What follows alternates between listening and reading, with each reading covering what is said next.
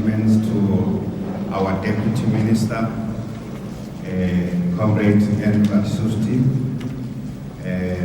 the MEC for Transport in our province, Dr. Ismail Vani, and his wife. I would like to acknowledge the education officials who are here from our Department of Education in the province. But I think most importantly, our Turkish friends, and the most eminent of them is Uncle Ali. Yeah. I know that this evening you have a very important function to honor those who have done very well in our schools, especially the educators and the learners. And I want to say to all of you that the investment that is being made in education is the most important investment. Any nation, any community, and any family that does not invest in education is neglecting its future. That's why families do so much to make sure that their children are educated, and the very last of the money that they save, they put that money into education. So education is the most important investment any nation can ever make, any family can ever make, and any community can ever make. Because education is the future. If we neglect education, we are neglecting the future. Together with that is that education focuses principally on our youth. And again, the relationship between the youth and education is that both of them are about the future. The youth are the future of any family, of any household, of any community, and of any nation. And so I want to commend you, basically Fountain Education Trust, for this. But you know, there's the other one that Horizon, yes. That we also work with.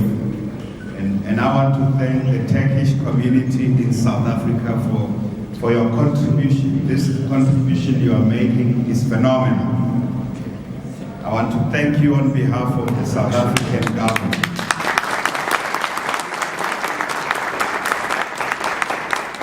I know this investment you are making in KwaZulu-Natal, in the Eastern Cape, here in our province, in education, and I know these resources to run the schools is what comes from the businesses, and businessmen and women who give a lot in this to get education going. As you know, I went to Turkey 2 years ago.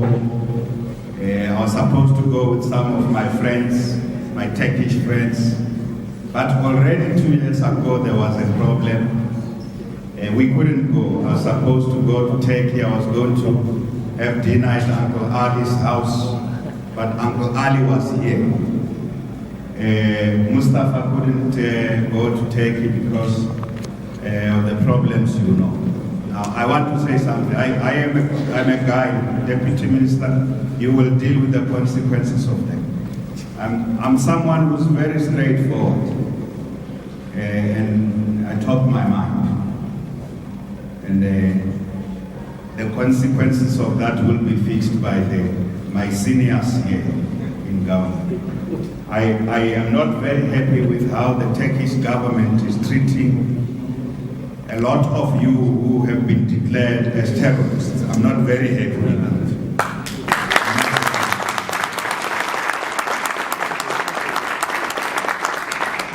And I must say it this evening because the people who are declared terrorists, if terrorists were what you are, I I think I would love to be a terrorist. You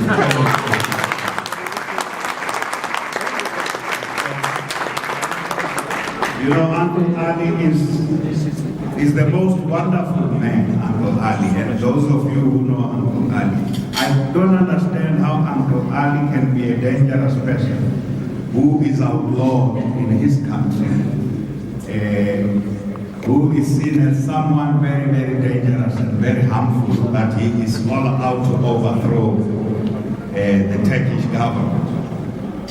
And many of you who are in our country, and you are in many countries, Turkish citizens who are in many countries, like we used to be in many countries, because we couldn't be in the country of our birth, because we took a stand that apartheid was bad. Just by that, many of my fellow countrymen and women ended up leaving their country and living in other countries. They were forced out of their country and they lived in many other countries. And indeed, they were declared terrorists for just standing for something that they believed was right. I know there are many Turkish citizens in many parts of the world. Some of them are hounded by state agents and they disappear in those countries. State agents kidnap them, I know that's true. They kidnap them and they disappear. And I'm saying that if there are terrorists amongst the Turkish people, I've not met them yet. So I find that many of you are just honest people. You are involved in business, building business here in our country, because our government invited you.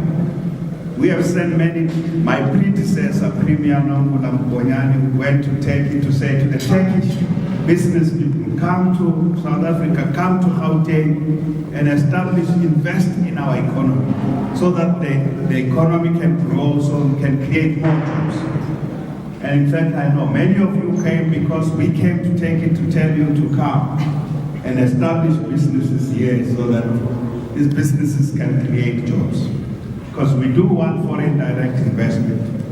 And then as you did, come here, establish businesses, and your businesses are still doing well. So when there are the issues like that, any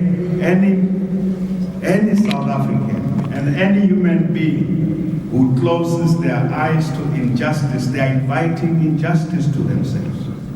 So when injustice is visited upon another human being and you close your eyes to it, you are inviting injustice to you.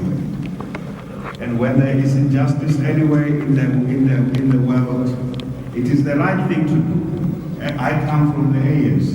We were trained by the ANC that when other human beings are harmed and you fold your arms and you don't raise your hand and say, no, we don't support that, not in our name. When you do that, what would have happened in South Africa with apartheid if the rest of the world would have said that is not our country, let South Africans sort it amongst themselves. Africa was supported by many people across the world who stood firm, who mobilized. Many of them paid supreme prices in their own countries. And they stood up and said, no, this is apartheid, is injustice. And I want to say that this evening, I know we are meeting about education, but I can't live with my conscience every time Mustafa phones me. So many of our family members were arrested yesterday. So many of us who are now here are declared illegal. We can't go back to our country taking. When every time Uncle Ali says to me, my son, yesterday my son, who was the last one left in Turkey, was arrested, and Mustafa says, my brother is amongst those who are arrested. These are professors, some of them. These are civil servants, professors. They all being sent to jail. Some of them might even face the most brutal of. When that happens, my heart sinks. So if we can't do at least one thing we should do, Comrade Enver and Comrade Badi. We may not do many things for you, but we must stand with you when injustice. So when injustice is visited upon you, you must count on us. And count on us tonight. You are doing a great job. I want to say to our learners and our teachers, you are doing very, very well. I know there are a lot of children from poor households who are benefiting from these schools. Continue to do the good work. Thank you very much.